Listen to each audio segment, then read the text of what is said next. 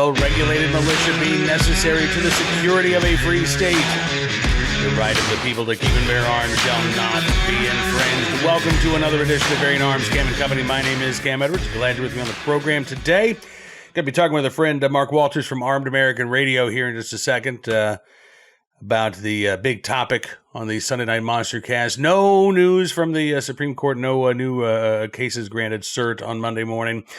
We do have some legal news, however, though, up at bearingarms.com. Supreme Court asked to consider another case. This one a challenge to Illinois' ban on lawful concealed carry on public transportation.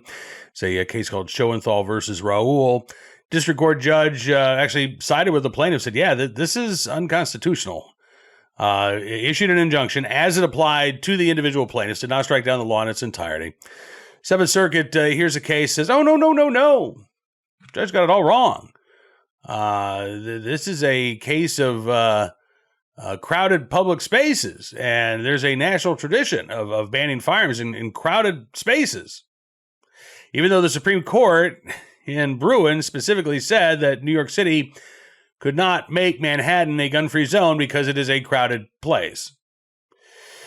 Yeah, which, by the way, the plaintiffs raised in their cert petition to the Supreme Court, saying that the court's involvement is necessary now, even though I don't think there's a circuit court split on this issue, but one is not necessarily needed here in order for the court to address the abuses that we've seen from lower courts in their expansive definition of a national tradition of sensitive places that would apply to Times Square, public transportation in New York City, public transportation in Chicago, public transportation in certain areas of California, all of which I think have been subject to various lawsuits. So fingers crossed that the Supreme Court will grant cert to this case. It'll probably be early January before they would have a chance to really consider this in conference. But if they granted cert quickly, still be here oral arguments in the spring and get a decision later this term.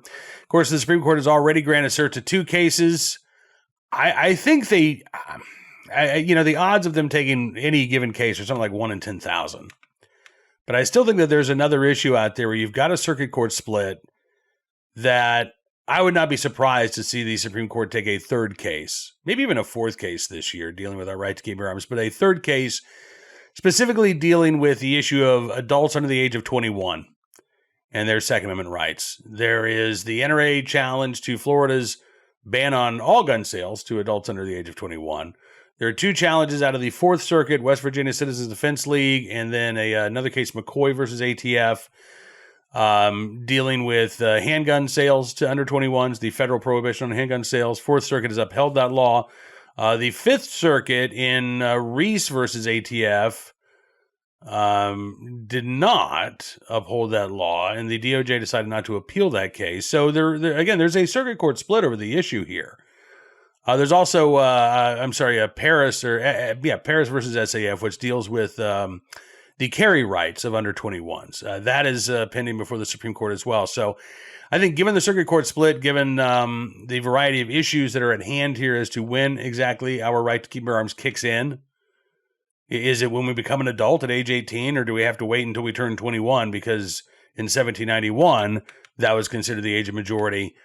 I suspect that, let's put it, I would not be surprised to see the court grant cert to one or more of those cases, because this is a live question that is percolating around the lower courts, and there is disagreement as to what the Constitution says and what is allowed under the Second Amendment. So we're keeping our eyes on those cases, but in our conversation with Mark Walters, we talked a little bit about a case already decided by the U.S. Supreme Court. This was Mexico versus Smith & Wesson, the $10 billion lawsuit the government of Mexico filed against many U.S. gun makers, alleging that they were knowingly contributing to cartel violence by producing guns here in the United States and selling them here in the United States.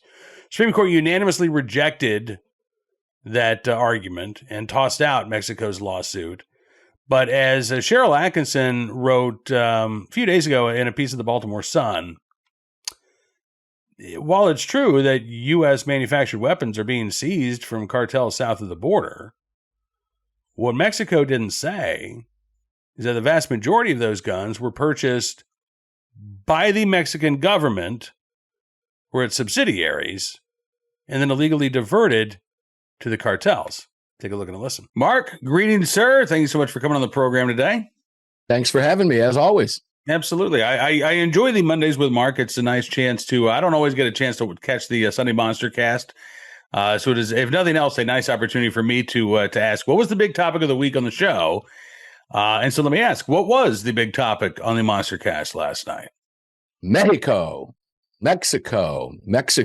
been feeding our guns that they've been buying from the Mexican government to their cartels and blaming U.S. gun owners and U.S. gun manufacturers for their problems. Obviously, it's been hidden by the Biden administration, Cam, for the last 5 years. They knew it. And the bigger part of this story, I think, is we all knew it. Couldn't really prove it. We knew it. We knew something was amiss, but we couldn't prove it. Well, now that proof is out. Sharyl Attkisson did an amazing report. The Baltimore Sun ran with it, as you're familiar with, in an incredible report, a bombshell report, actually, that blew the lid off of the entire thing over the last few years. But the bigger part of that story is the American gun grabber organizations, the Everytown for Gun Safeties, the Giffords, et cetera, working in conjunction with the Biden administration and the U.S. media to keep that under wraps. And Sharyl Attkisson, God bless her for busting this out. We now know that roughly 80% of the crime guns, to use their words, found at the scenes of murders in Mexico, those guns that have been found, over 80% were purchased by the Mexican government originally for the military and law enforcement, winding up in the hands of the cartels. And they've been blaming us. And what does Mexico do? Comes across our border with help of American gun grabbers and sues our gun manufacturers in our U.S. Supreme Court.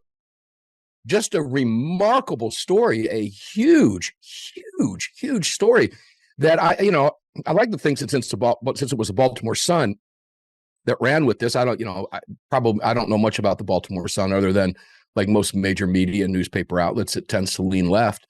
But Sharyl Attkisson did an amazing job on this, and I would hope that some of the other mainstream media, since it did pop up in the Baltimore Sun and is getting a lot of coverage now, maybe we see it on ABC and NBC, and so we can all CBS and CNN, LOL, and MSDNC. I'm not going to hold my breath, but it would be nice if they picked it up because facts are facts. Absolutely. And, this is something that Sharyl Attkisson has been talking about for years. Going back to Operation Fast and Furious and the death of Brian Terry. I mean, I remember having Sharyl on Cam and Company back when I was still doing the show on NRA. I think it was NRA News. This was even pre-NRA TV. And she did some great work for CBS News at the time where she was working. And she talked about how, a lot of these guns that are lawfully purchased by the Mexican government for military or law enforcement, they lost those guns. They couldn't account for tens of thousands of those firearms, right? Mm-hmm. So again, we've known this is going on for well over a decade. But as you say, it's hard to get those numbers, right? And so, when you see the headlines about, U.S. sourced guns turning up at crime scenes, well, that's true to a degree, right? These are guns that were manufactured perhaps in the United States, sold by U.S. gun makers, but they were sold to the Mexican government. Yeah. Right. Yeah. And after they legally were imported into Mexico, they were then illegally diverted to the cartels. And this is happening, by the way, not just at the federal level, it's happening at the state level. You'll have corrupt police chiefs who will place their orders for firearms, ostensibly for their police departments. And then lo and behold, those guns go missing. They end up in the hands of the cartels. And as you say, Mexico knows that this is going on, right? But to acknowledge that this is going on is to acknowledge that Mexico is a failed, corrupt narco state. And the AMLO administration did not want to acknowledge that. I don't think the current administration, I'm blanking on who the current president of Mexico, Claudia Sheinbaum.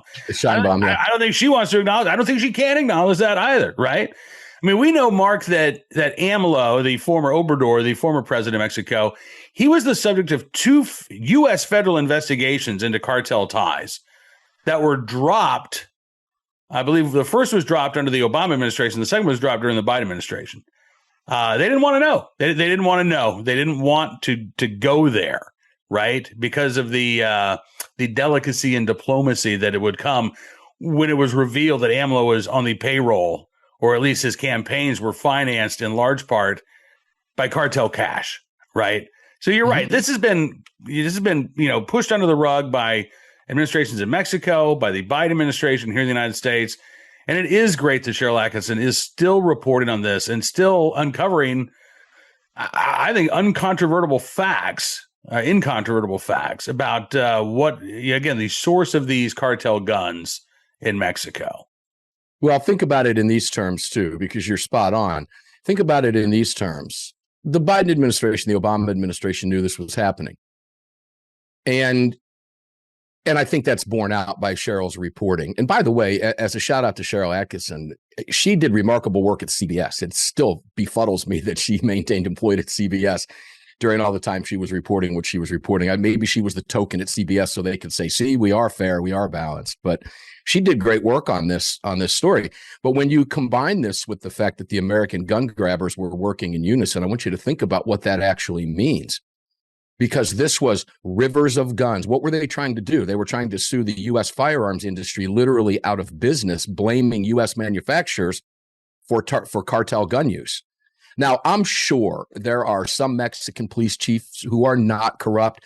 Cartel probably had a gun to their head and a lot of money in their pocket saying, this is what you're going to do. This is what you're going to. Who knows how that corruption down there works? I'm not, you just said it. It's a failed narco state. But to blame U.S. manufacturers for that violence is incredible. And then I kind of tied that to a story out of Mississippi that AWR Hawkins wrote over at Breitbart News, where you had two sheriffs and multiple police officers that were just popped in sting operations that were assisting drug purchases and sales down in the Mississippi Delta.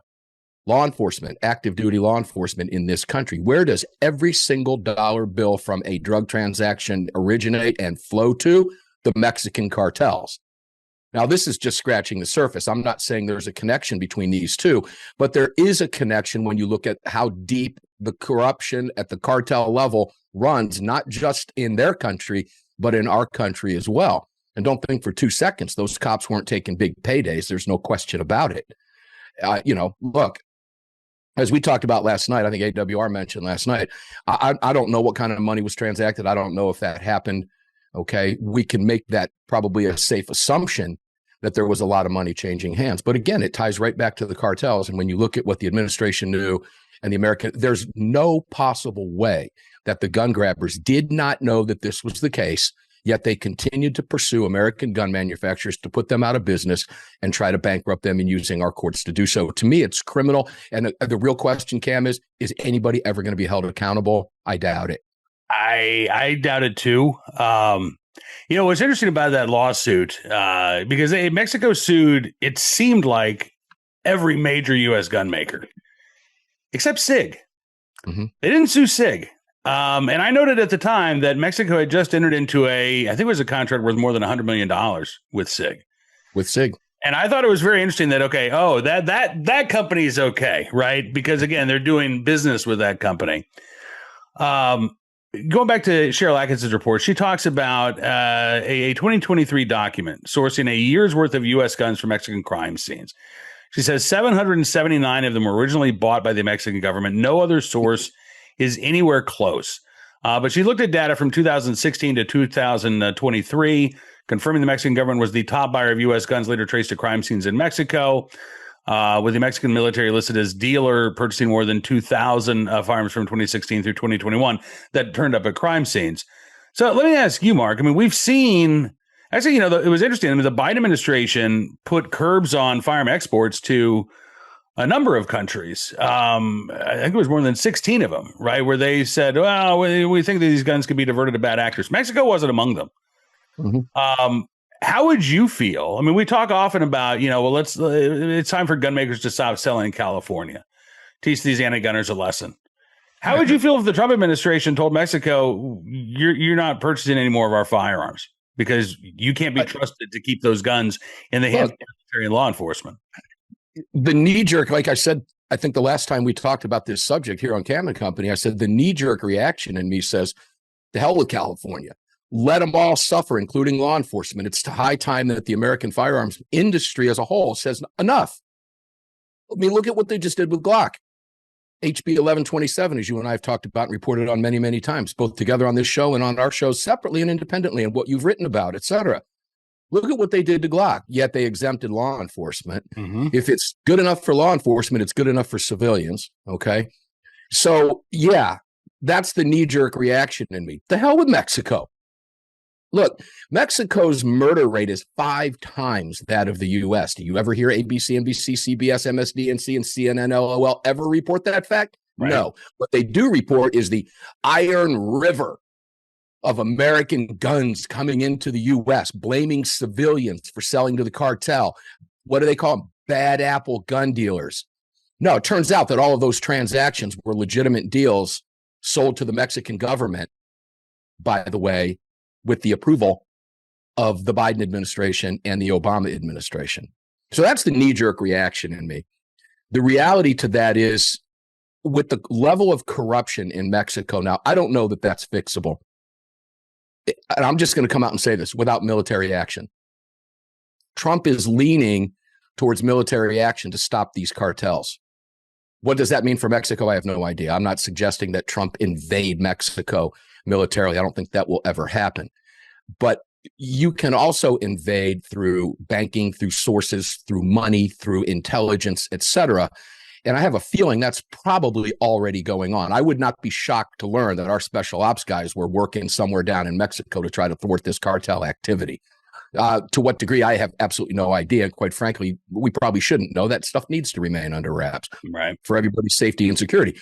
But yeah, I mean, again, the knee-jerk reaction says, the heck with them.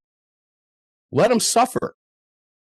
But Mexico's our southern neighbor. We share a border together. We have to find a way to fix this problem. The first way to fix it is to get the truth out there. And Sharyl Attkisson did amazing work in getting it out. And I do want to point out, she had I guess I can't call him an informant. She named him. His name was, I think, John Dodson, not looking at the page, who was a former ATF agent that I guess blew the whistle here and went back and said, for a decade, we've been hearing all of this nonsense. And when I started doing a deeper dive, I'm paraphrasing him. You can read it in Sheryl's report in the Baltimore Sun.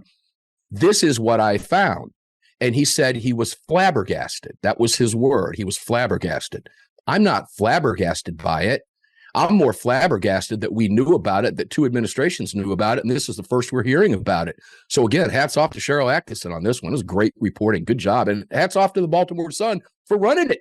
Yeah, absolutely. And Dodson, if I recall correctly, was one of the original whistleblowers in Fast and Furious. His name has been around for a while. I'm pretty sure that he was one of the first ones to blow the whistle on that operation. If he's flabbergasted, it may be because, again, nothing has seemingly changed in the 14 years since Operation Fast and Furious first came to our attention. Like, that should have been, and again, we could go down that rabbit hole. Just the idea that we're going to send guns across the border, we're going to put them in the hands of the cartels, and we're going to turn around and blame gun stores for arming the cartels when it was the government doing this. And you actually had gun stores objecting to this, saying, hey, I don't want this sale to go through. And ATF agents say, no, let it proceed. Let the sale proceed, right? So the fact that we've known about that, and again, nothing has really changed. That, to me, I guess, is maybe the most flabbergasting thing about this, is that this is a known problem, right? Sharyl Attkisson, I think, did a good job of shining a spotlight on what has continued to be a problem. But again, she did much the same reporting 15 years ago, right? Mm-hmm. Well, it was falling on deaf ears. And, you go back to Fast and Furious. We're talking about the Obama administration and Eric Withholder.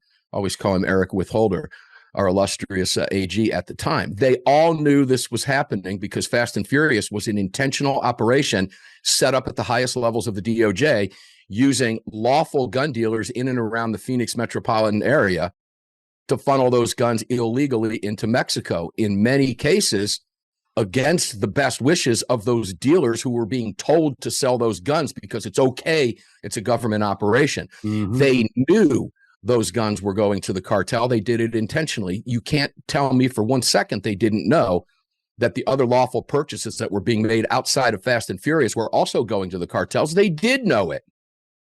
So that again begs the question of accountability here in the long run. When again, and I have to go back to the gun grabbers in the United States. There's only two options here. They either knew it or they're lying about it. They're either ignorant of the fact, let me put it that way, or they're lying about it. I can't believe for 2 seconds that Feinblatt and the rest of the anti-gun establishment, who was working so closely with both of those administrations, can sit back with plausible deniability and say, well, we didn't know. Guys, what they were trying to do was put the U.S. firearms business out of business, the entire industry. They were working behind the scenes with U.S. government, DOJ, and the White House in two previous administrations to do it. And if this doesn't open your eyes, you're asleep at the wheel. Please don't drive. Yeah, I'm just thinking back to the argument that Mexico made, and Mexico in this lawsuit against these gun makers, they were assisted by a guy named Jonathan Lowy, former Brady campaign attorney. I think his group now is Global Action Against Violence. He's still active, right? He's still going after gun makers. But one of the arguments that they made was that, well, the gun makers should have known that a certain number of their guns were going to be criminally diverted to the cartels. By their own government. And they didn't take any action to stop it. Sounds to me like you could sue the Biden administration for the same thing, right? Maybe even sue the first Trump administration, because Sharyl Attkisson talks about this going from 2016 to 2023. The U.S. government knew that a portion of these legitimate sales to the Mexican government were going to be handed off to the cartels. They knew because they were seeing these reports coming in each and every year, and yet they allowed these sales to take place. So, well, hold on one second. Let's go back to the first Trump administration. You go from 2016 to 2020. The deep state was working overtime. We've seen that in action now. And I've said this before on this program. This country, I'm glad Trump didn't win a second back-to-back term, quite frankly. In hindsight, I'm glad, because the country needed to go through this pain to understand what it is the other side had in store for us, not just in theory and campaign talk, but in reality. We had to experience it in the long run. Again, overlooking our shoulder, we can now look back and go, what the hell just happened? Now we've seen it, we've lived it, we don't want to do it again, hence why Trump won in 2024 the way he did. But I'm not convinced Trump knew anything about this. The deep state was working against him from day one. The intelligence community was working against him. We've got 51 of them that were signing documents. They're now being held accountable. The left can't stand it. So I don't know what Trump knew in 2016 through 2020. I don't think he was aware of that. I think they kept a lot of it away from him. I'm sure they did. Behind the scenes. And here we go in 2024. Thankfully, thank God, this information is now beginning to come out. But it's astonishing. And I would love to see someone held accountable legally for this. But again, the cynic in me says, we've been doing this for too long. It's not going to happen. The mere fact it's out, the mere fact that we're talking about it, I'll take as holding them accountable. At least it's out there, and at least we're talking about it. And the more names we can name, I know you will, and I know I certainly will if we can find it out. Absolutely. Mark Walters, my friend, it is always good talking with you. Appreciate you coming on the program today. The pleasure is mine, brother. Thank you so much on a Monday. Absolutely. Be sure to check out the Daily Defense from Mark, and then, of course, the Sunday Night Monster Cast, armedamericanradio.com. You can find terrestrial radio listings. You can listen to it live there on the website, but you definitely want to be getting your daily dose of 2A freedom from Mark. So, Mark, thanks again, man. We'll talk again probably next Monday, I'm guessing. You are very welcome. I'm ready when you are. Say the word, and we'll pull the trigger. All right, brother. We'll talk to you soon. Thanks, Cam. My thanks to Mark for another great conversation. Looking forward to doing this again. Perhaps as early as next Monday for another Mondays with Mark. Right now, let's turn our attention to today's Armed Citizen story, our good deed of the day, our recidivist report, which I don't know if this is a true recidivist report. But again, it's one of those cases that, in some cases, I can't even say, like, a lot of times we have these stories and it's what the heck were the prosecutors thinking? I have a feeling I know exactly what the prosecutors were thinking here. I don't like it. Here's the headline: guilty plea in Rochester drug case involving $100,000 cash and gun. This is Rochester, Minnesota, by the way, not Rochester, New York. So according to KROC, a Rochester man who was convicted on a first-degree drug charge connected to a raid conducted earlier this year by the Southeast Minnesota Violent Crimes Enforcement Team is now given a chance to erase the conviction from his criminal record.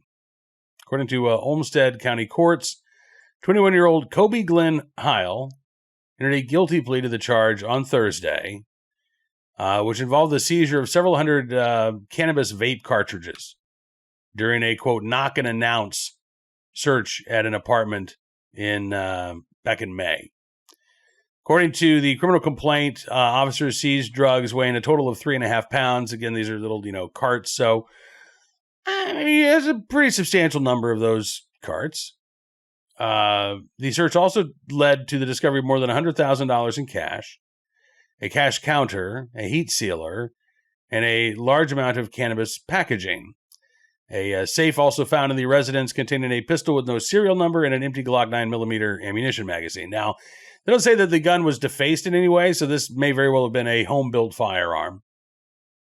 Heil ended up getting charged with first-degree drug possession, possession of a firearm with no serial number, and a misdemeanor count of third-degree sale of cannabis concentrate. Under his plea agreement, the firearm and the drug sale charges were dropped. So he pled guilty, I guess, to first-degree drug possession. Sentenced to 2 years probation. I was also given a stay of adjudication, which means that the felony conviction could be removed from his criminal record if he complies with the terms of his probation. So, keeps his nose clean for 2 years, criminal charge goes away. As KROC notes, the more than $100,000 cash that was seized in the drug raid is currently being targeted for forfeiture to the government under a civil lawsuit filed by the Olmsted County Attorney's Office. Now, I don't know about you, but it kind of sounds to me like they wanted the money more than they wanted the defendant here, right? And, we've talked a little bit about the civil forfeiture laws at Bearing Arms. I don't know if we've talked about it much on Cam and Company. There's a case out of Illinois involving a gun store owner who was indicted on basically falsifying tax returns. The government seized millions of dollars worth of his property. Most of those charges, I think, ended up getting dropped. He's now fighting to get that property returned. The bar for civil asset forfeiture is ridiculously low. And my attitude when I see cases like this is, all right, listen, if you're going to give this guy a chance to wipe his record clean, if he stays out of trouble for 2 years, you hang on to that cash for 2 years. If you believe that that money was acquired through the illicit sale of narcotics, which, by the way, he's not been charged with. He was originally charged with, but the charges were dropped, right? He pled guilty to a charge of possessing drugs. So even then, why is the government entitled to this money? I mean, like, if you're going to prosecute this guy for being a drug dealer, you want to seize the money that you said he got dealing drugs, that's one thing.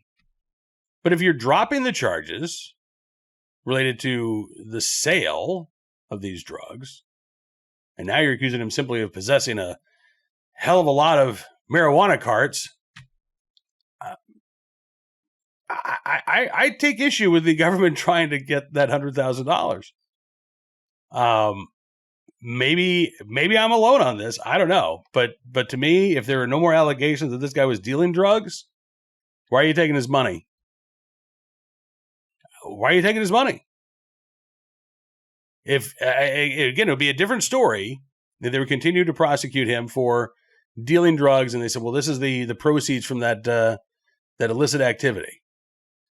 If you're dropping the charges,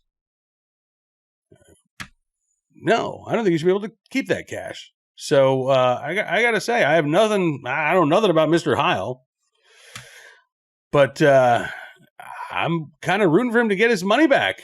If these are if this is the terms that the government agreed to for his criminal case, I kind of think they've lost their argument as to why they're entitled to that money.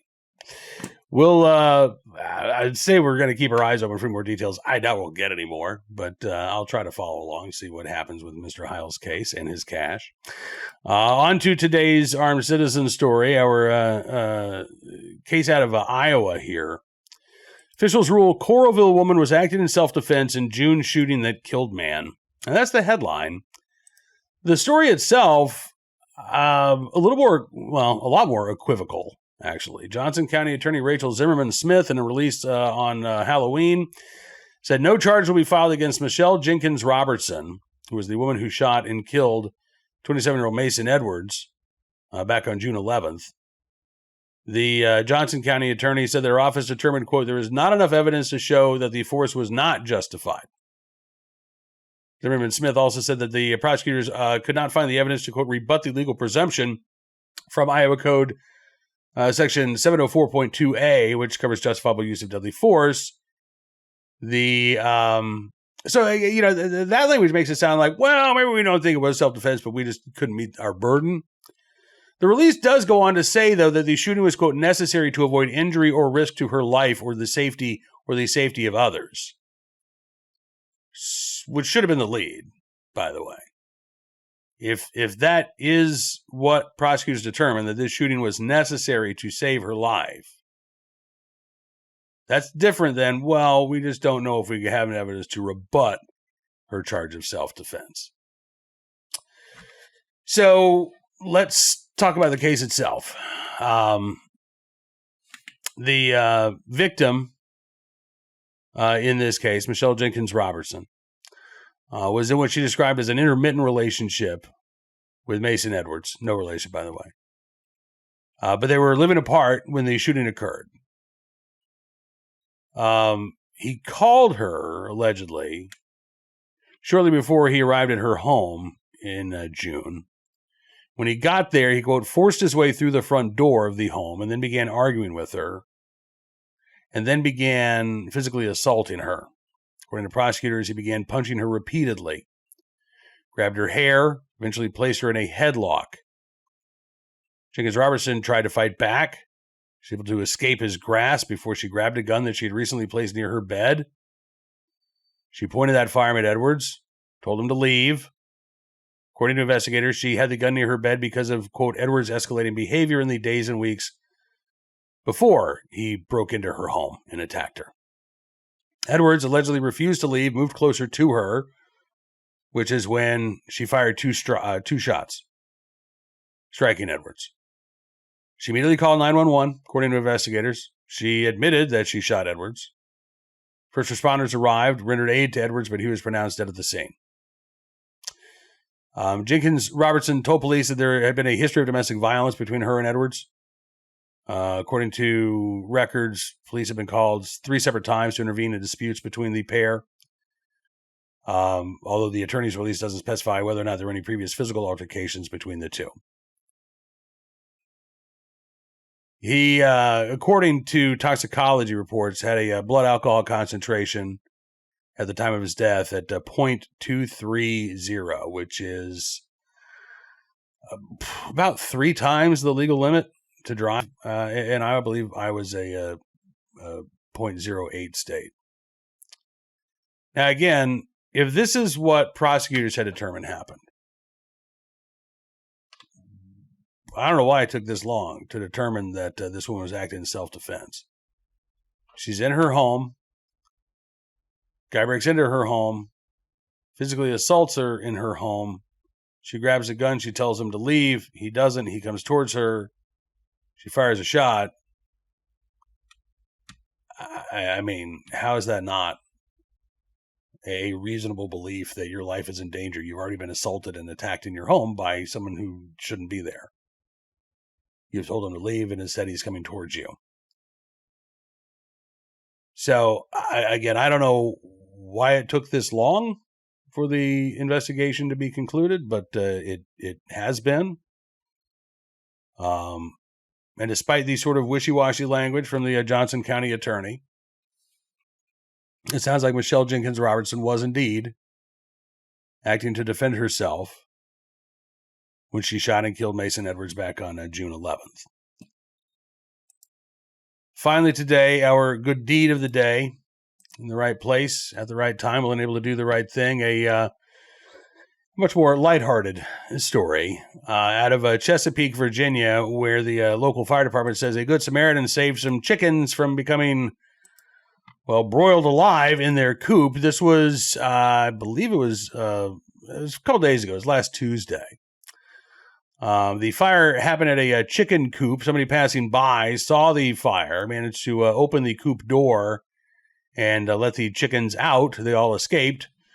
When the firefighters arrived, they found the coop engulfed in flames. They deployed a hose, extinguished the fire. No chickens or people were injured. which is good news. Fire investigators say they have not determined what caused the fire. My guess is this time of year, somebody had placed a heater out in the coop in an attempt to keep their chickens warm, and that's what sparked the blaze. That I've seen that happen before.